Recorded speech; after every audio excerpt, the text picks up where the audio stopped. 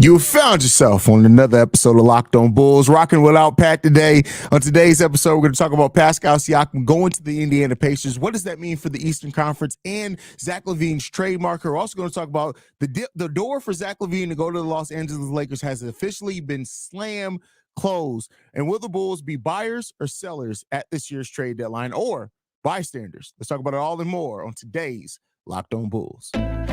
You are Locked On Bulls, your daily podcast on the Chicago Bulls, part of the Locked On Podcast Network, your team every day.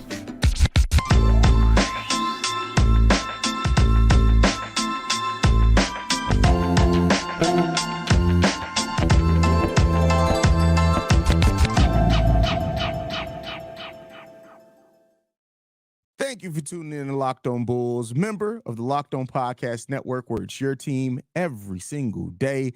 I'm Haize, host and creator of Chicago Bulls and Chicago Bears Central YouTube pages and podcasts. Go and check it out. By the way, we are here. By the way, today's episode is brought to you by Gametime. Download the Gametime app and create an account and use code LOCKEDONNBA for $20 off your first purchase. With that being said, let's go ahead and get into it for today. So Pascal Siakam, as the basketball world knows at this point, has been moved and traded to the Indiana Pacers in a deal that included Bruce Brown and 3 first-round picks. Now, the 2 first-round picks in 2024 are one of the Indiana Pacers' own 2024 picks, and another one is coming from a mixture of like Houston, Utah, just depending on what is the lower end of that deal. And then they get a top 4 protected first-round pick in 2026, which is the interesting part of this. Now, Pascal Siakam and his camp have already said they will not be signing a contract extension with anybody who were to trade for him. He has full intentions of going out and testing that trade, that free agent market for himself when he does hit free agency at the end of this season, which means that it's a calculated risk by the Indiana Pacers. Yes, they gave up the 3 first-round picks, like I said, that last one being heavily protected. But when you look at the 2024 draft, it's not projected to be the deepest draft. Doesn't mean that talent won't and can't come out of that draft. It just means it's not projected. It doesn't have that high-end talent that some of these drafts have in it. So the Pacers were willing to take that risk.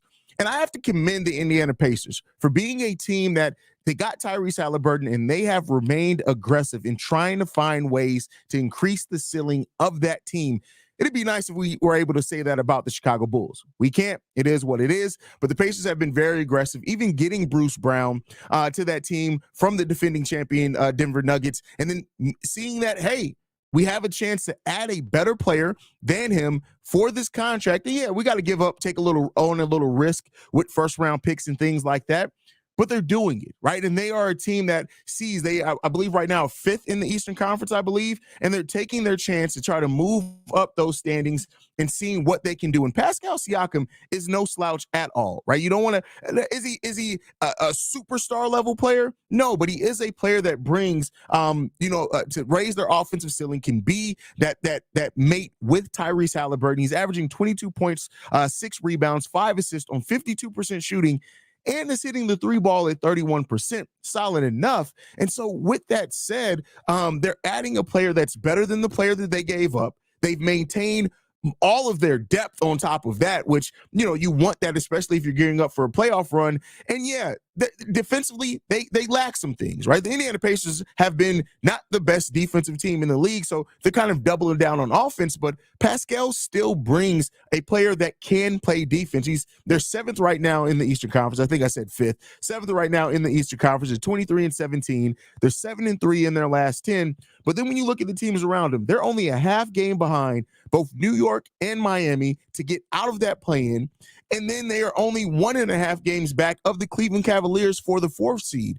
So the Pacers, in a lot of ways, what the Knicks, who also made a move, are the 2 teams so far in the Eastern Conference that have made moves to try to win now. Pacers taking a little bit more risk than the Knicks did with OG Anunoby, but it's a solid deal. And Toronto gets what they want too. Bruce Brown's contract is non-guaranteed next season. It has a team option on it. They can come off that deal, let him hit free agency, and boom, $20 million off the books right there for them if they want to try to do something. And with the Pacers, the risk with the Pacers also, they can have $46 million in projected cap space next year. If Pascal does walk, that they can try to get aggressive with either in trades or in free agency. So, it's all things included. The Pacers have taken a risk, a big one. But they've made an aggressive move to now try to see if they can get with one of those teams in the top three. Can they catch up with the Bostons, the Milwaukees, the Philadelphia 76ers? On paper, at least, I'll give them some credit to say that they can to a degree, right? You got to see how this team is going to come together. You got to see if they can be able to stay healthy. But this is a move that I like for both teams for what their motivations and what their goals were in this. And so, listen, the bigger question in this now is, what does this mean for the trade value of Zach LaVine?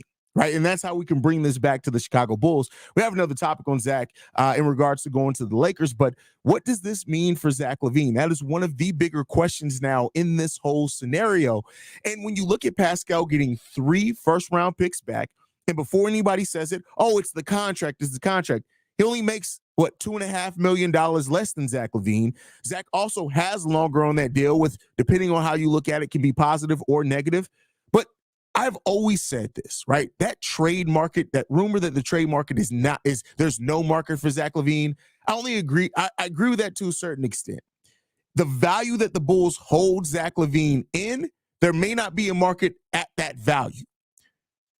What the Bulls are going to have to probably ask themselves in trying to move Zach LaVine, which we've also heard today, that the Bulls, this is from Casey Johnson, that the Bulls still remain focused on moving Zach LaVine and retooling the roster. So when you combine all those things together, there's only a couple of different scenarios that make sense here for what's happening. Either teams are trying to lowball the Chicago Bulls to hope they can slide in there, get Zach LaVine for matching salaries and maybe a couple picks or something like that. Or the Chicago Bulls are playing this thing so close to the vest that there's not much coming out of the Bulls camp on what that may be. Combination between the two, right? The truth is usually somewhere in the middle.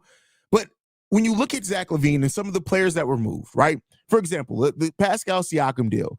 He's younger than Pascal Siakam, not by a whole heck of a lot, but I believe he is younger than Pascal. Maybe they're around the same age. The contracts are nearly the same. The production, at least this season, is almost identical between the two players as well. But then outside of that, when you compare that in with the Bradley Beal trade, Bradley Beal, much older than Zach LaVine, on what was considered a worse deal. So I just don't believe that there's no marker for Zach LaVine. It just comes down to, what value does this Chicago Bulls front office hold Zach LaVine at, and how far will they have to come down off that value it wasn't Casey Johnson, it was Joe Cowley. If what Joe Cowley is saying is true, that the Bulls are still focused on reloading this roster using a Zach LaVine trade to do so. That's the bigger question here. And so I think you got to look at this, if you look at it objectively, outside of all the noise that's happened on social media and things like that, I just don't believe there's no market for Zach. And even if there is technically no market for Zach, as these teams keep striking out, keep in mind, the Pacers weren't mentioned as a team that was interested in Pascal Siakam until almost the 11th hour. Teams like the Kings, teams like the Lakers, teams like, other teams that were rumored in being interested in Zach LaVine were rumored to also be focused on Pascal Siakam. They struck out. If a team slides in there and gets DeJounte Murray that is not expected, teams are absolutely going to pivot and move towards Zach LaVine. The bigger question at that point becomes, is the deal that they get for Zach, the offers that they get for Zach, is it something that the Bulls will be willing to bite on? Is it worth their while?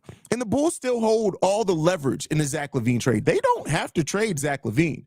Much to the chagrin of many of the pundits out there and the national media analysts, the Bulls still, Zach LaVine is under contract. If they don't get a deal that they like, unless Zach LaVine turns into a huge distraction, which it doesn't seem like he will, the Bulls are not in a place where they are right now forced to move Zach LaVine just because him and his camp want to get moved.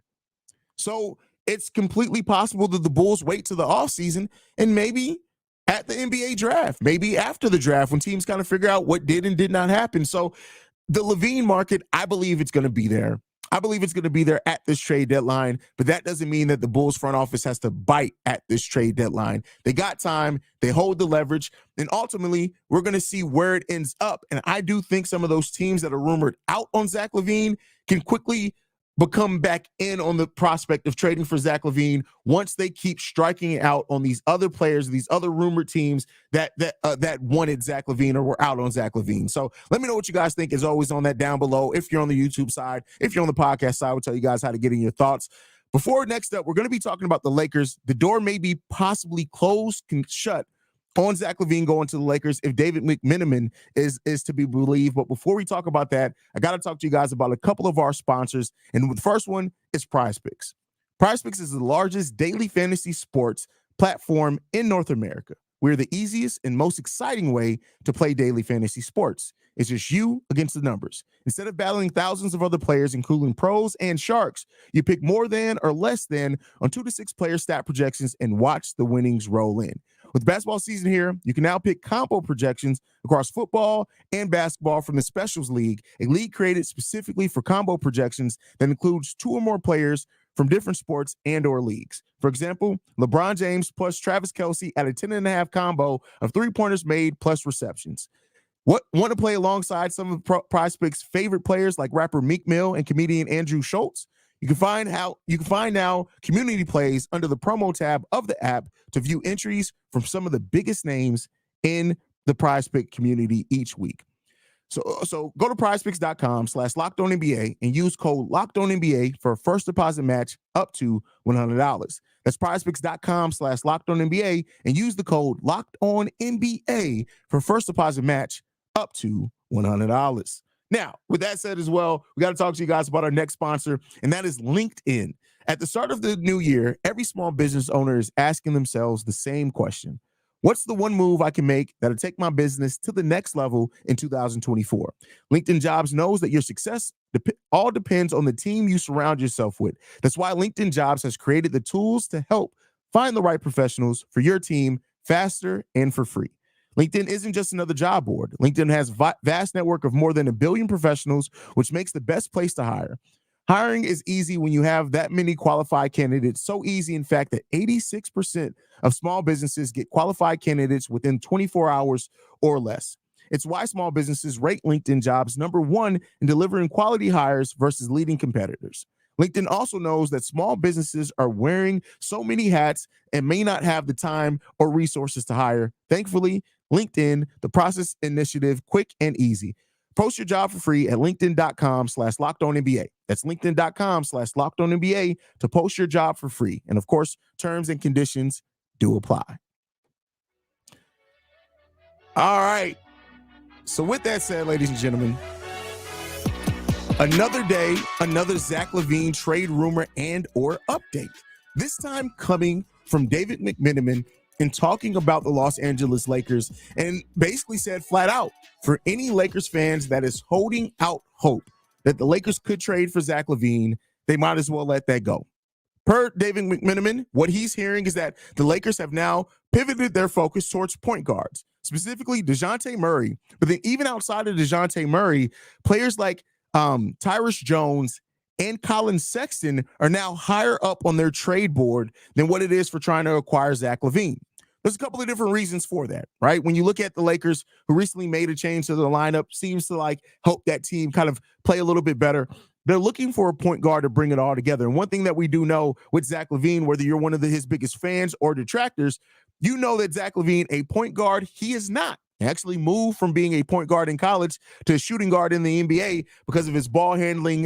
Was a little bit iffy there, right? So hearing that the Lakers now are focused on players that aren't as good as Zach LaVine. Let's be clear. I like Tyus Jones. I would have loved to see Tyus Jones become a Chicago Bull this past offseason. Again, that was before we knew that Kobe White was going to take the ascension that Kobe White took. And then Colin Sexton, who was a player that is really good. I'm not saying that Colin Sexton is bad, but he's not Zach LaVine, at least not in his ability to score the basketball. So to hear now that the Lakers are so far off the Zach LaVine trade wagon that those players are being prioritized over Zach LaVine, it raises a lot of questions, right? Now, is this posturing by the Los Angeles Lakers? It absolutely could be. I want to be clear on that. This could be the Lakers ploying to hope that Zach LaVine's trade value is going to dip. And just in case they do miss out on these other players, it's now been rumored that they're interested in Tyus Jones and Colin Sexton, something that it's not out the realm of possibility for teams to do that and to try to forward think and play a little not Monopoly. What am I talking about? A little 3D chess with the Chicago Bulls. The bigger question you have to ask yourself in all of this, right, is that if this truly is where the Lakers now sit on Zach, a team that was, keep in mind, Darnell Mayberry just as soon as 2-3 weeks ago said that the Lakers were still the front runner to land Zach LaVine despite all the noise around them looking at other candidates. So depending on how you take it, and all these rumors and things like this are always to be taken with a grain of salt. But if the Lakers have truly moved off Zach LaVine, that has to be a wake-up call for not only Zach and the Bulls, but his management team as well. Keep in mind, LeBron James is managed by Clutch Sports. So, it's not like it's nothing there. So you got to ask yourself the question of what's happening there. I still, per what we talked about before, I don't believe there's no market for Zach LaVine. I just refuse to. But a team like the Lakers, who are potentially pushing up to that second tax apron, maybe they're looking at it and saying maybe Zach isn't the player worth going into that second tax apron for. Or, like I said, it all could come down to being a ploy by the Los Angeles Lakers. But while I say take it seriously to a degree with that grain of salt that I mentioned, Angeles Lakers. Let a team in the Western Conference make a big trade. Let for example, and no, it's not going to be the Kings, but let's say, for example, a team in the Western Conference above the Lakers does trade for DeJounte Murray. The Lakers are one of the most reactionary front offices in the league, right? Shout out them for winning 2 in a row, but let the Utah Jazz make a deal that makes that team better. Let the Dallas Mavericks make a deal, who reportedly were trying to be in on the Pascal Siakam trade. Let them make a trade that makes that team better.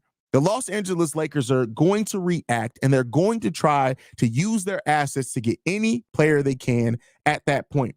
And don't overlook the Sacramento Kings either, who were interested in Pascal Siakam, could potentially pivot back towards Zach LaVine as well. But the Lakers being in and out on trades, it doesn't surprise me because, again, the Lakers are one of the most reactionary front offices in basketball. They kind of have to be with that fan base.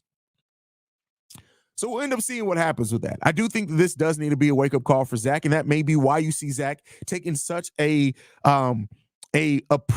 focused approach on his defensive side of the ball since he's come back from injury. Zach's been focused. This has probably been the most focused I've seen Zach LaVine defensively almost since he's been in the NBA.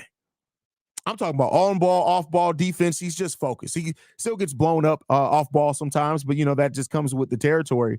But this may be that wake-up call that we need. And so, we'll see with that. I like I said, I think to a degree, you have to look at this and say, this may be some noise. This may be some noise around Zach.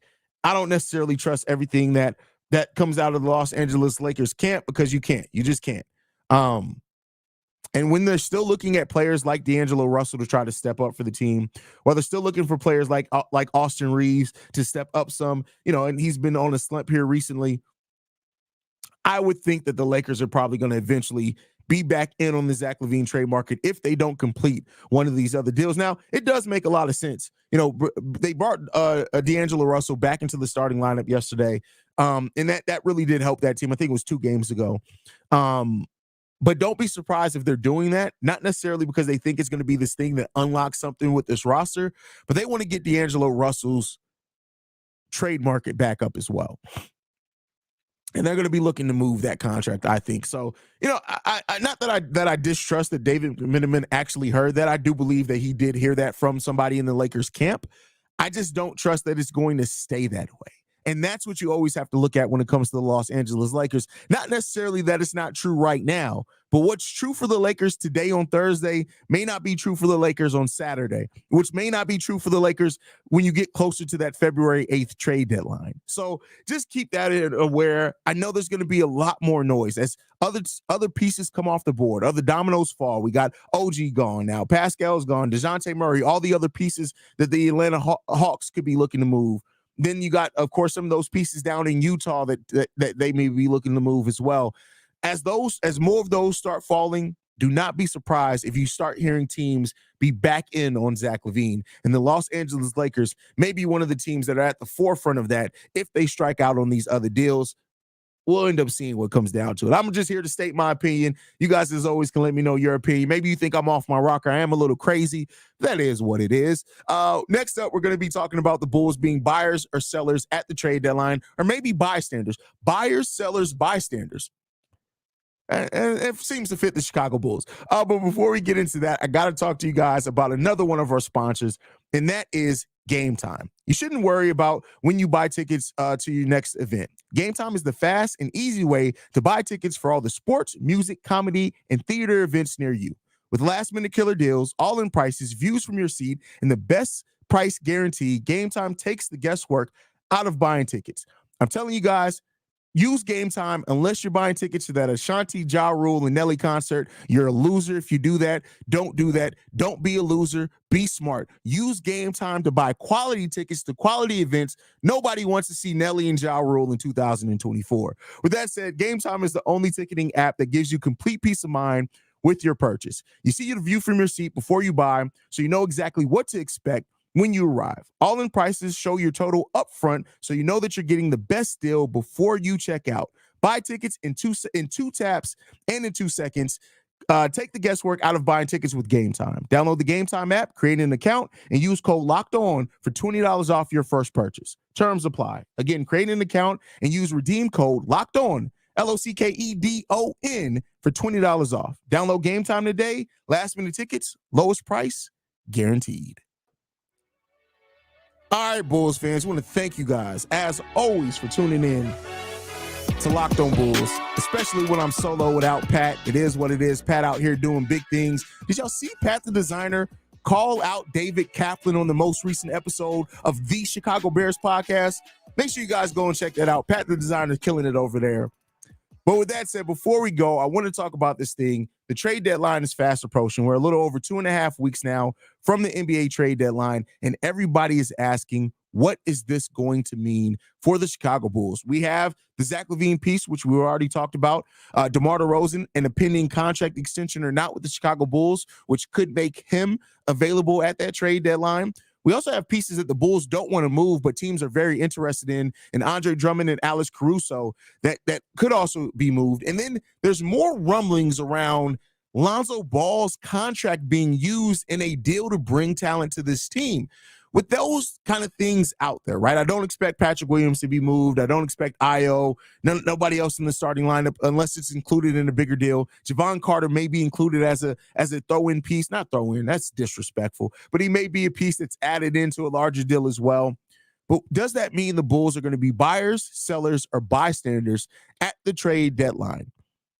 And I want to make a case for each one, right? Buyers, to a degree. I think if you are using the Lonzo Ball contract, that means you are trying to use a salary that you're not getting anything out of to bring talent back in. It's hard not to say you're a buyer if you're trying to use that contract. Me and Pat have talked about how this really different than what AK and Eversley have done if they do use Lonzo's contract to bring in talent to this team. This is a front office that typically likes to stay the course and likes to wait on talent to get back healthy before they make decisions. They don't like giving up on players that they brought up to the team. So I think if you see that Lonzo contract used, they're absolutely being buyers at that point. More commonly, they're going to be sellers. This core doesn't work. Something that everybody's talked about. Your favorite Bulls pundit has talked about it, I'm sure, if I'm not your favorite Bulls pundit, and Pat, because, we're amazing. But outside of that, everybody's talked about it. The core of Zach LaVine, DeMar DeRozan, and Nikola Vucevic just do not work. There's too much data. There have been too many years. We've seen it. It doesn't work. It doesn't work. Now, you can convince yourself that 2 out of the 3 with the right mix of other players on the roster could potentially work. But I would not be surprised if we see at least 2 of the core 3 players moved at this trade deadline. Now, I can't say that they're going to be buyers in that case because I don't think the market for like a DeMar is super high when he's hitting free agency. But then again, Pascal Siakam got 3 first-round picks, so maybe I'm wrong on that. The Zach LaVine thing, we've already talked about that. I think if the Bulls were willing to include Alex Caruso or Andre Drummond in that trade would probably get done tomorrow. The Bulls seem, because they want to still compete, they are looking for win-now pieces. and they've made that known. So there's a case for them being sellers as well with the pieces that we've talked about, specifically the trade rumors around Zach LaVine, the lack of extension for DeMar DeRozan. That all leads it to being this potential for the Bulls to be big-time sellers for major pieces of their roster by the trade deadline. And then there's the other scenario, the dreaded scenario, the scenario that we've already been in for the last two trade deadlines, and that is the Chicago Bulls sit the trade deadline out without making major moves. Now, the first year that this team came together, it did not make sense to trade off major pieces of your roster when you had just formed the team together. That's why they didn't. We ended up getting Tristan Thompson as a buyout candidate. You then flip that, and then the following trade deadline, we all knew Lonzo wasn't coming back. This front office was still holding out hope. They realized it wasn't going to happen by February like they hoped. They missed out on the trade deadline. They ended up getting Pat Bev as a buyout candidate. While it is still a likely scenario, depending on what happens, I really hope that this front office doesn't just be a bystander again when we have pieces of this core that clearly aren't working, and you got to do something. Now, I'm not saying to expect the Bulls to make a huge move. We've gone way past that. We've gone way past. When people show you who they are, you got to believe them until they show you different. But what I'm saying is that I hope they show us different, right? This core isn't working, and you now have players, the young players in Kobe that has stepped up. Kobe is showing you now that he's stepped up. He is ready. Patrick Williams, before he went down with his injury, was starting to show those signs. Io's rounding out to a really nice, versatile bench weapon for you that's going to find a way to impact the game. You got young players in the wings like Julian Phillips, Ernelat Batum, Adama Sanogo. You got those players out there in the wings as well. Dalen Terry, who's playing a little bit more minutes. This is the time for the Bulls to move off ball-dominant players and to try to build a team that is more fluid in how they get their offense. We saw a glimpse of it. We got to see a glimpse of it. And so it's up to this front office to make a decision on this roster. And the thing that's been so bad about this roster is that it seems like they hold on to things so tight that they end up waiting until all the life is strangled out of it. And then by the time that happens, now they're looking to breathe life back into it.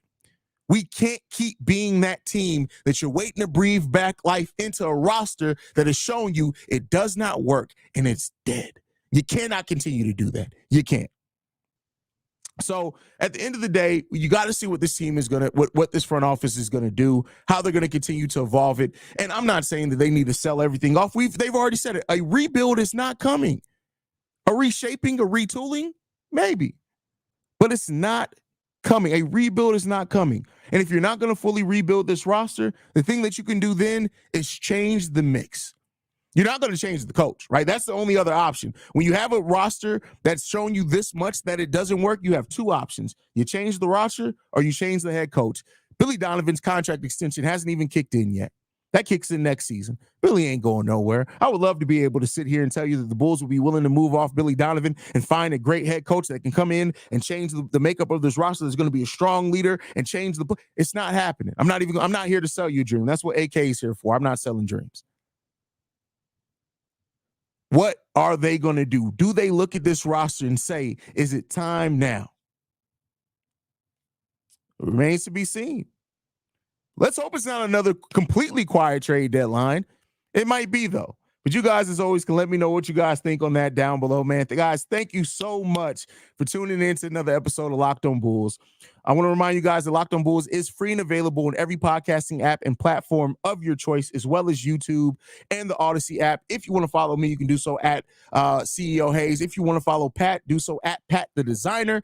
And for Pat, this has been Locked On Bulls. I'm Haize, and we up out here. We'll see you guys tonight after the game, y'all. Peace.